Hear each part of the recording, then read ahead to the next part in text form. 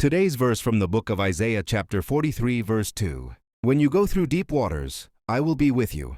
When you go through rivers of difficulty, you will not drown.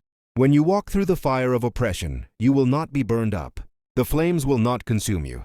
We all have to face hard things. It's not if you will face them, but when. But when those challenges come, you can know you're not alone. In the book of Isaiah, God reminds Israel that His faithfulness doesn't change with their circumstances. He was faithful in the past, and He would continue to protect and provide for them.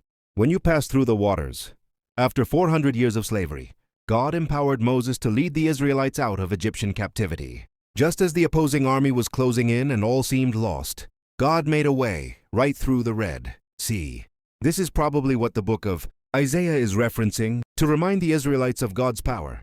When you pass through the rivers, Isaiah's readers would have likely been reminded of the time God dried up the Jordan River for the Israelites when they were crossing over with the Ark of the Lord. They even built a memorial so that generations to come would remember God's presence.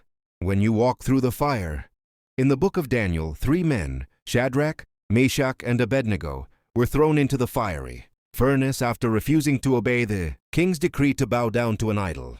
Instead of to God, they were miraculously delivered and didn't even smell like smoke. Even though this event probably hadn't happened when Isaiah was writing, God's word still came to pass. And today, when we look at His faithfulness to the men in the fiery furnace, we can reflect on His promise in Isaiah and remember that God is faithful to protect His people. Recalling God's faithfulness in the past helps us trust Him with the future. Even when faced with worst-case scenarios, God is not surprised. He's already gone before you. No matter what happens, life's trials and difficulties will not get the final say. God is still powerful, still providing, and still protecting you.